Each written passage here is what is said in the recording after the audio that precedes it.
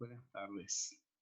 Vamos a comenzar en esta tarde con un tema que está complementando a los criterios de medición, o sea, las, una de las variables del modelo contable.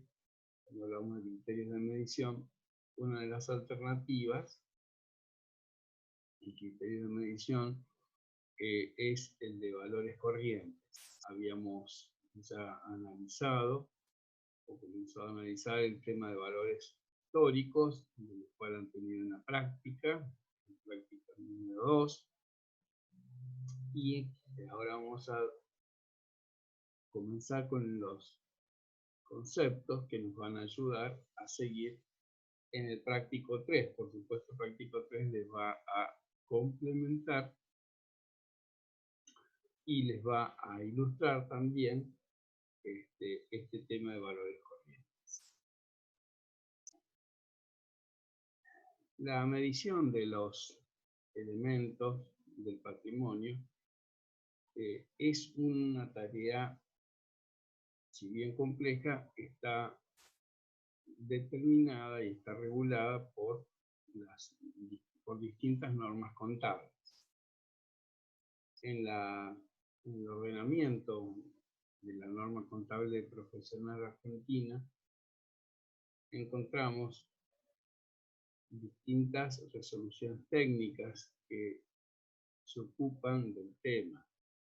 Principalmente en este momento está la resolución técnica 17, también contiene normativas de medición que reiteran un poco la RT17 y la RT41, y tiene normativas muy específicas, la RT número 22 también.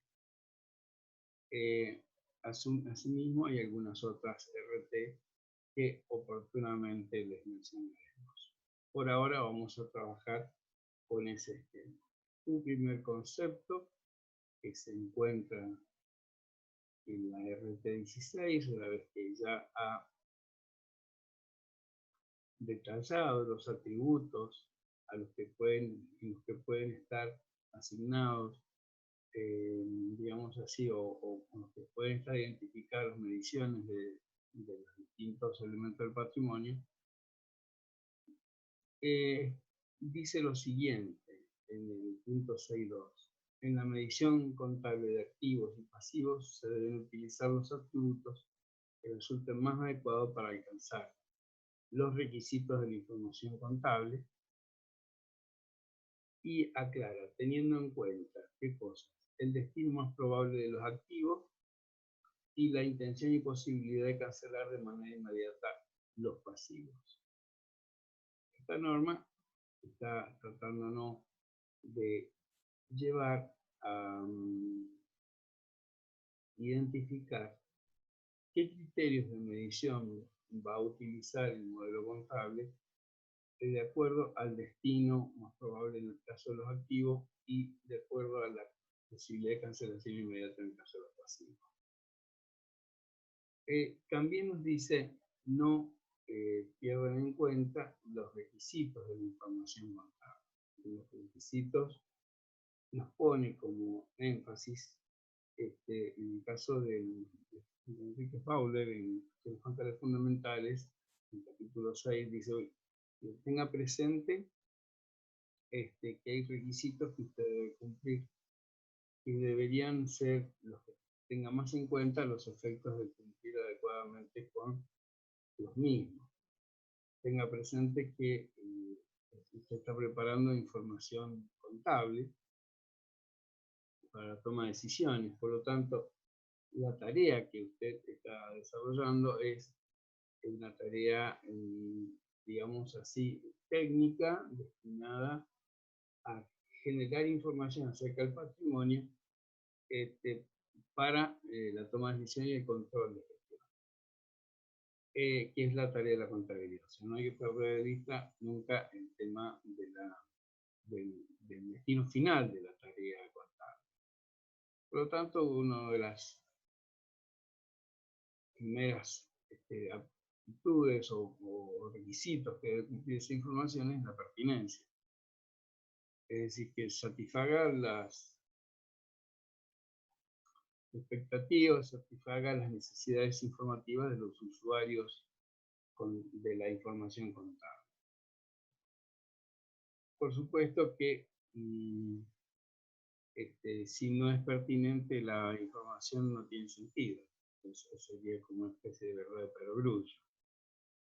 La segunda parte de esto, aparte de ser pertinente, tiene que ser confiable. Si no podemos establecer o no podemos hacer una tarea en la cual el resultado de esa tarea sea una información que no puede, digamos así, generar confianza en sus usuarios. La verdad es que sería como una especie de tarea fallida.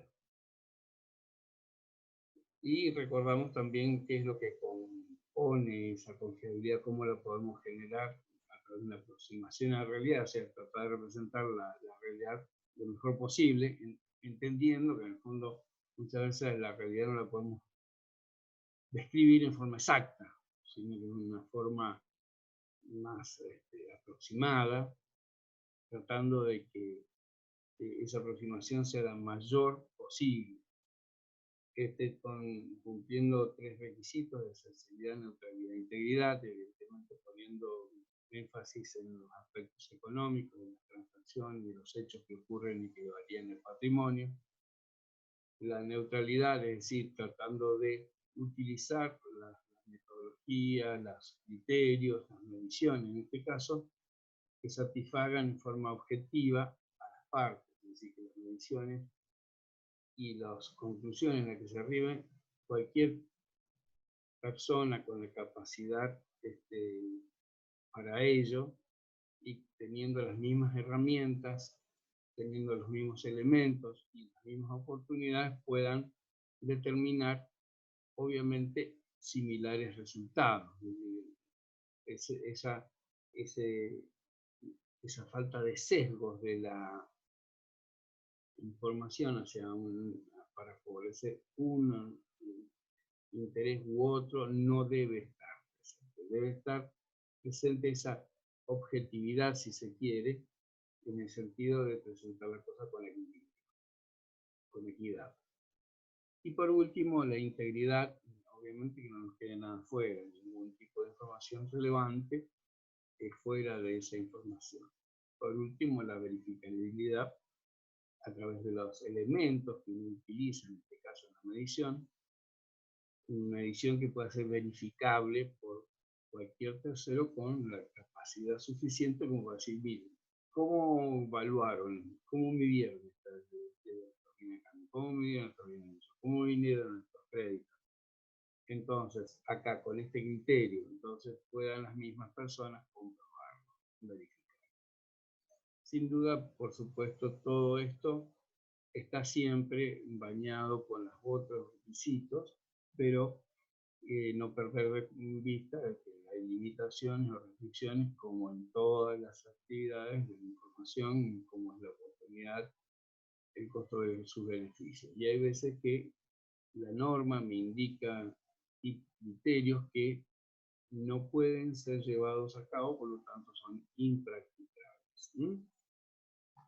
Bien, vamos hacia adelante con una definición de valor corriente para avanzar aún más en este tema. Un valor corriente de un bien es el valor que tiene a la fecha de medición para el ente emisor de estados contables. Eso lo dice allí la diapositiva.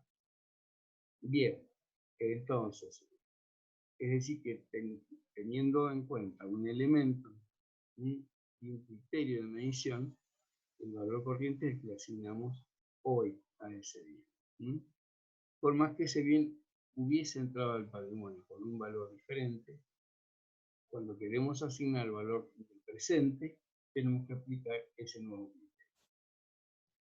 Entonces, esta medición debe vincularse al grado de avance en el proceso de generación de resultados y procurando que represente en forma adecuada la riqueza procedente. ¿Qué quiere decir esto? Que en virtud del grado de avance, es decir, en virtud de entender que el bien está en una condición u otra, es como vamos a aplicar un criterio de medición u otro. Si nosotros entendemos que los bienes no tienen inconveniente para transformarse en dinero, entonces los podremos medir de determinada forma. Si vemos que los bienes sí tienen algún inconveniente, porque necesitan un esfuerzo o una tarea previa para poderse transformar en dinero, entonces evidentemente estamos frente a otra situación. Cuando la dificultad es más grande, decimos que son bienes que tienen mayor dificultad de venta, y cuando estamos más cerca del dinero final, y es decir, que los valores, o sea, que los bienes se pueden transformar en dinero fácilmente, decimos que podemos aplicar otros criterios. Por eso podemos aplicar valores corrientes de entrada o valores corrientes de salida. De entrada son los valores de compra, valores corrientes de salida son valores de venta.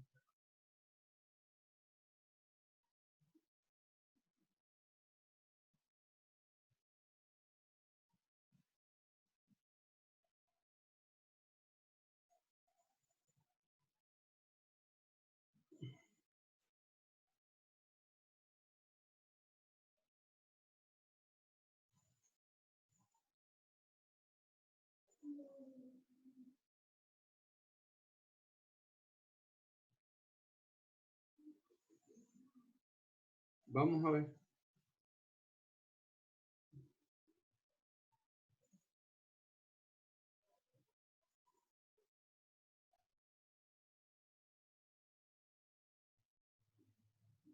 Bien, sigamos entonces. Entonces, decíamos que la medición de los elementos del activo deben seguir el criterio del destino más probable. Evidentemente, si la intención del ente, el destino del ente es destinarlos al intercambio, a la venta, los valores que podrían recibir son el valor razonable, el valor neto de realización o el costo corriente. Depende del tipo de bienes, depende del tipo de criterios que pueda aplicarse. Si los bienes, obviamente como los créditos, están destinados a cobrar sumas de dinero o recibir bienes o servicios, ese valor a asignar es un valor que evidentemente contiene una espera, y es un valor del futuro. Por lo tanto, si yo quiero traerle a tiempo, digamos, una medición del presente, debería descontar ese valor del futuro y traerlo al presente. Si están destinados al uso, puedo tomar dos criterios, un doble criterio. Como no son bienes que están destinados al intercambio, sino que son destinados a su utilización, en realidad, la doctrina ha entendido que se pueden asignar dos tipos de financiación. Una del costo histórico menos depreciación, que ustedes ya conocen, y la del valor razonable, o sea, la alternativa que es el valor revaluado o valor razonable aplicado a los bienes en determinados momentos. Otro, en algunas inversiones, tenemos alternativas de inversión. Podemos encontrarnos con inversiones que constituyan bienes del mercado, o sea, bienes con mercado conocido, o sea, bienes fungibles, fáciles de comercializar, en cuyo caso recibirán la medición de aquellos valores o bienes destinados a la venta.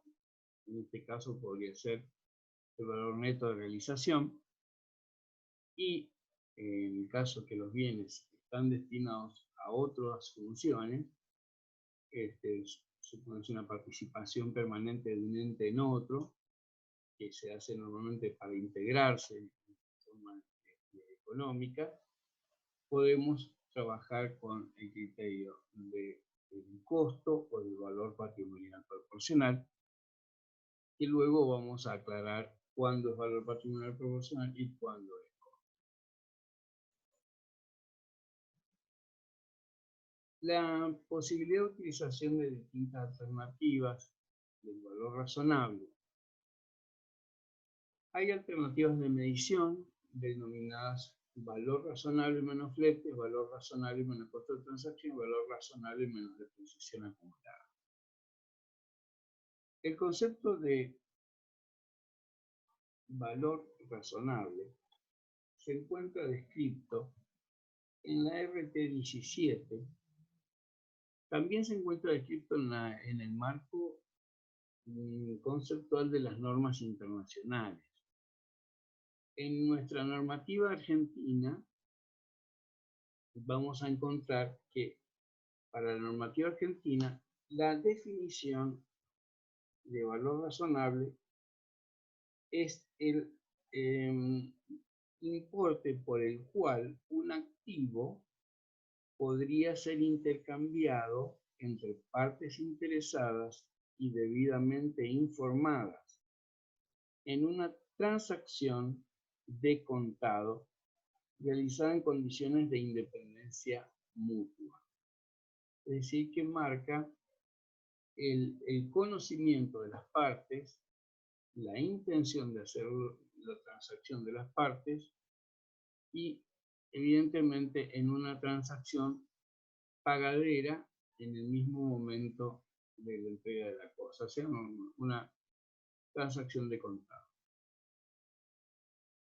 En estas alternativas, en el caso, por ejemplo, de RT 22, nos plantea la posibilidad de medir algunos bienes, ya sea activos biológicos o productos agropecuarios, que son elementos que están marcados en la misma RT 22, al valor razonable menos los gastos en el lugar de la venta, que podríamos identificarlo bien con valor razonable menos costo de transacción, o en el caso donde el valor razonable menos flete. Supónganse que un comprador de cereales compra el cereal puesto en su propia depósito. Entonces, los dueños del cereal que lo cosechan en el campo deben seguramente acarrearlo desde el campo hasta el lugar donde están recibiendo los granos para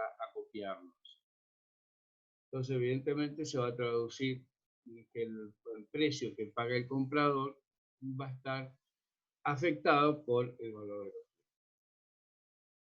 Otro criterio es el valor neto de realización, definido como un valor de venta menos gastos necesarios de esa venta.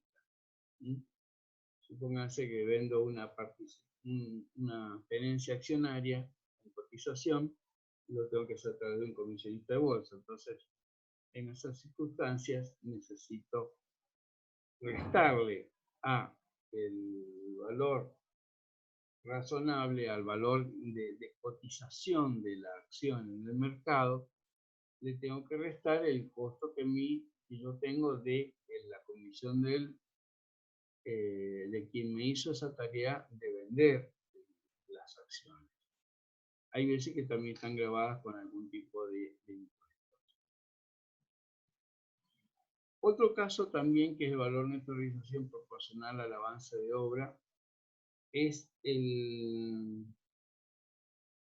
caso en el cual la empresa vende el bien antes de proceder a construirlo.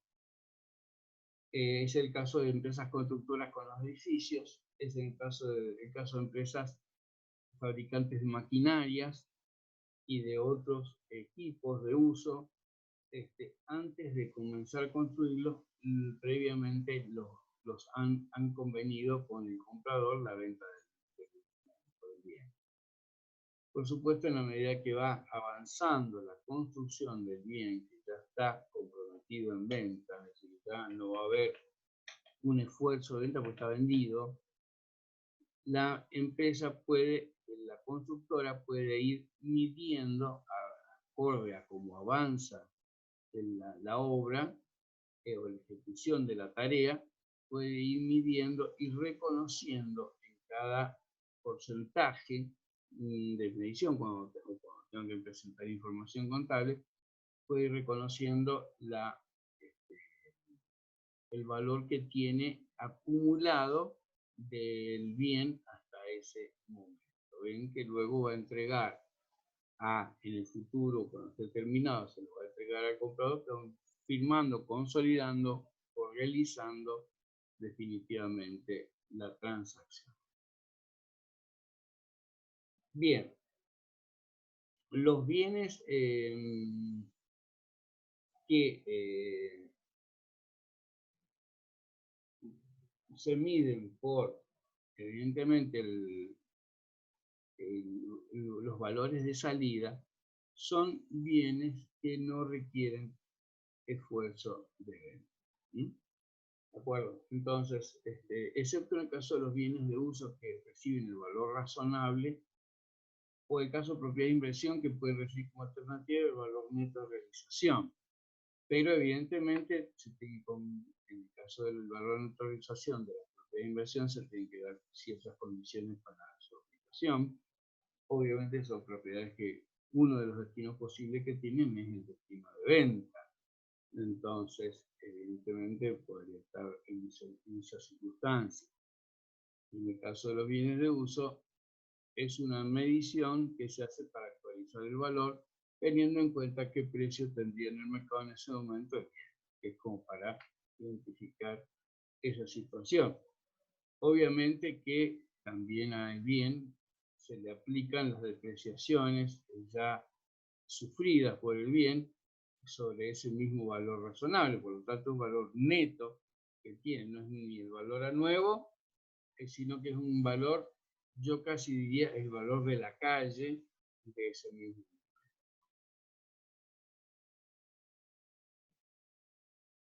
Ya pasando a otros bienes, y acá vamos a encontrar la gran mayoría de los bienes. Digamos que los bienes fungibles con mercado conocido, que tienen posibilidad que se les aplique, o las circunstancias especiales que marcan las mismas disposiciones técnicas. Evidentemente tenemos el resto de los bienes que necesitan ser vendidos. Necesito convencer al comprador, o el comprador necesita convencerse de que tiene que comprar ese producto. Entonces, en esas circunstancias, nosotros podemos aplicar a los bienes en existencia un valor corriente de entrada, o debemos aplicar un valor corriente. Uno de los temas es el costo de reposición o valor de recompra de un bien que yo tengo en stock, es decir, cuánto me costaría volver a comprar ese bien que hoy tengo en stock cuando lo estoy midiendo hoy. Bien que ya introduje o incorporé al patrimonio el día que lo compré. Pero eso puede ser ayer, la semana pasada, el mes pasado, el año pasado. ¿Me entienden? Entonces, tratemos que no sea tan lejos la fecha de incorporación, porque hay veces que viene que se queda en stock durante algún par de años, algunos años. No es lo más recomendable, pero es así. Esto, por supuesto, no confundir estos bienes con los bienes que tienen un proceso de añejamiento, es decir, que tienen un proceso de producción prolongada, que tienen un criterio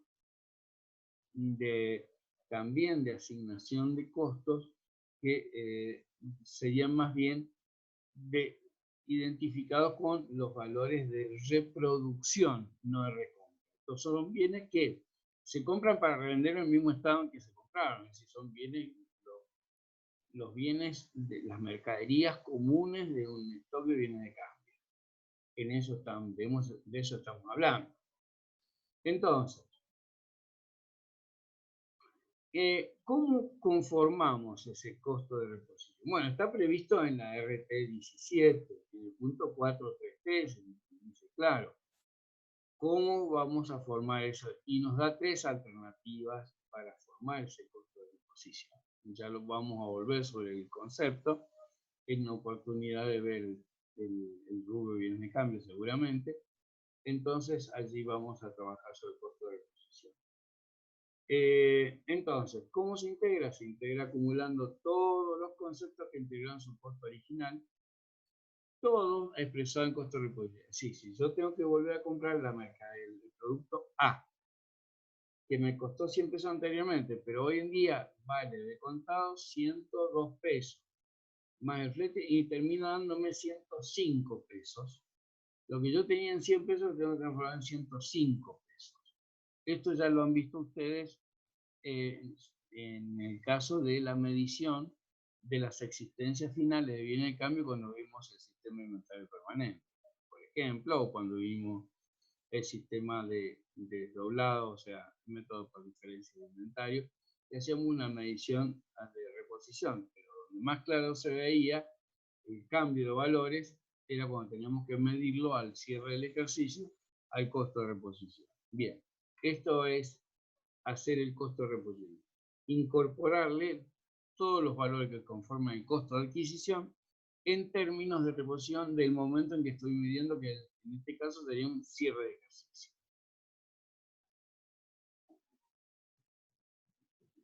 Bien, por supuesto que hay algo que indica también la norma. Se utilizan precios de contado y volúmenes habituales de compra.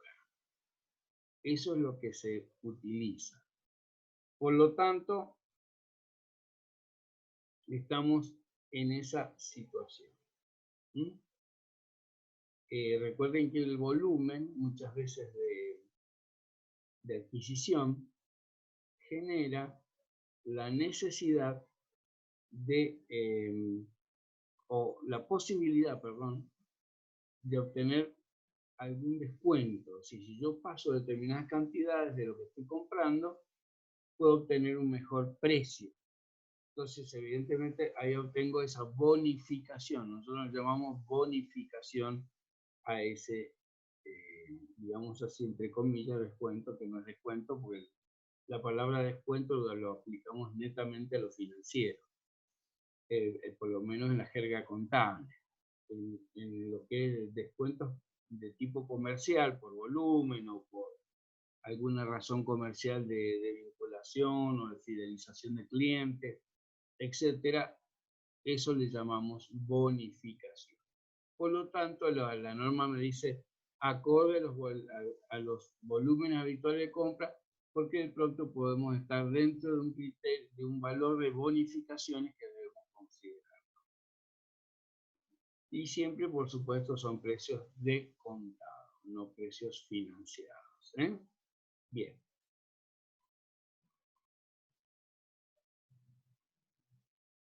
En cuanto al costo de producción, la RT 17 también nos dice cómo debemos ir conformando ese costo de producción. Nos dice, acumulamos todos los costos de qué?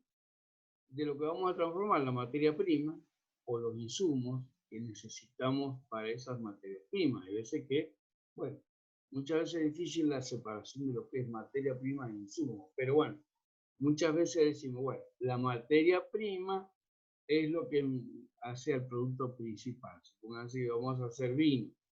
Entonces la materia prima es la uva. Ahora, la uva también va solita dentro, cuando se transforma en vino, no, porque ha llevado una serie de elementos que han acompañado el proceso de fermentación, o sea, de vinificación. Sin duda, tenemos que trabajar sobre algunos componentes químicos que me ayudan o a utilizar bien las levaduras de fermentación, o elementos que me ayudan a evitar que se fermente demasiado y se avinagre el vino. Entonces, evidentemente, hay algunos insumos y muchas veces también cuando yo tengo un producto supóngase que yo estoy armando piezas de metal. Entonces voy y las piezas de metal se hacen a través de un sistema de forjado. La máquina la forja, le pega el martillazo, quedan hechas las piezas, pero luego de esas piezas no puedo entregar al comprador así como están, sino que las debo poner en un envoltorio o las debo poner en una caja de madera, o las tengo que poner en una caja de cartón o en un envoltorio de papel con determinadas cuestiones que permitan amortiguar el impacto para que no se dañe la pieza, no se choque o no se melle o no se rompa en el transporte. Entonces ahí hay un insumo que complementa a la materia prima para que el producto terminado vaya, digamos así, acondicionado en entrega al comprador. Obviamente que en materia industrial siempre tengo una materia prima y una transformación. Así que la transformación no es una actividad sin costo. Muchas veces debo aplicar mi mano de obra, muchas veces necesito aplicar horas de máquina. Pónganse, volviendo al caso del vino.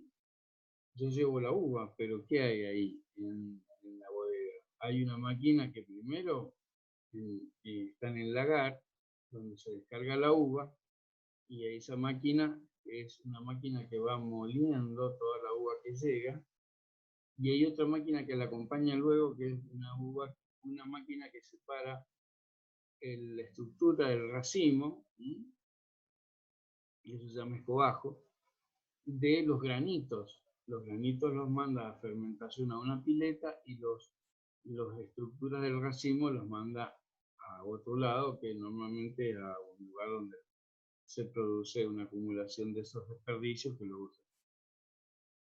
Evidentemente tenemos una aplicación de máquinas, tenemos una aplicación, alguien maneja esas máquinas, controla esas máquinas, nos pesa la uva, y está controlando que el camión deposite en el lagar, o hay veces que directamente hay una maquinita que baja cajas de uva y las va volcando en el lagar.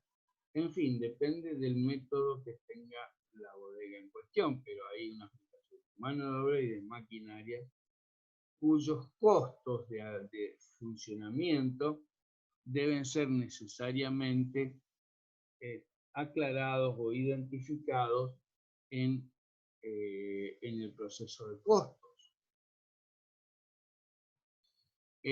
A su vez, las máquinas funcionan con electricidad, y a su vez hay veces que hay supervisores que no solamente están mirando cómo están bajando los camiones en el lagar, o sea que están controlando la tarea del que está en el lagar, sino que controlan la tarea del que está en la pileta de fermentación, que controlan la pileta del que está en el pesaje.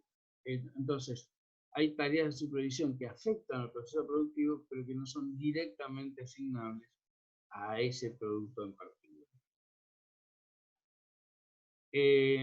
Bien, por supuesto, una persona que está haciendo la administración está trabajando tanto para lo que es el vino como para lo que es la uva que se está moliendo. Entonces, evidentemente, hay una carga fija y hay una carga variable que debe ser aplicada al costo de producción. Por supuesto que hay algo que nos marca la misma norma: no afectar el costo de producción con las improductividades físicas como consecuencia de ineficiencia en el uso de los factores en general, o la parte de ociosidad por parte de aprovechamiento, por falta de aprovechamiento de los factores fijos, originado en que no se puede utilizar la planta a su capacidad normal. Y acá, bueno, realmente acá hay toda una reflexión para hacer. Hay veces que las plantas industriales no se encuentran operando a su capacidad normal por distintas causas. Una causa puede ser porque las máquinas no funcionan bien y haya que estarlas manteniendo o reparando, haya paradas de planta de mantenimiento o paradas de planta por reparación. Hay veces que las máquinas no se utilizan a su plena capacidad porque el mercado no me está demandando los bienes que yo estoy produciendo y no puedo estarlos produciendo en la cantidad que la máquina puede dar, y por lo tanto se produce ineficiencia. Hay veces que se producen desperdicios adicionales o extraordinarios, y todos esos sobrecostos que yo tengo de la ineficiencia son elementos que yo no puedo cargar al costo, los tengo que cargar a una cuenta de resultado distinta. Entonces el costo solamente cargará lo que es la materia prima, la mano de obra y los gastos fijos y variables asignables a ese costo, pero teniendo en cuenta que en las condiciones normales de operación. De lo contrario, todo lo que sea distinto a eso, evidentemente irá a cuentas de resultados diferentes. No la puedo cargar. ¿Sí? Obviamente, cuando estoy trabajando sobre un costo de reproducción, volviendo al concepto del valor corriente, estoy recalculando tanto el valor de la materia prima como el valor de la mano de obra, como el valor de los gastos directos e indirectos o de los fijos y variables que genera todo ese proceso. ¿De acuerdo? Recalculados al valor que tienen en el momento de la medición, que normalmente en el momento de la medición es el momento de la información, de presentar información contable o referida al momento sobre el que se va a presentar información contable, que la mayoría de las veces es el cierre de cada ejercicio.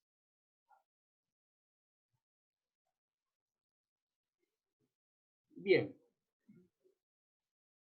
un tema que es interesante también de hablar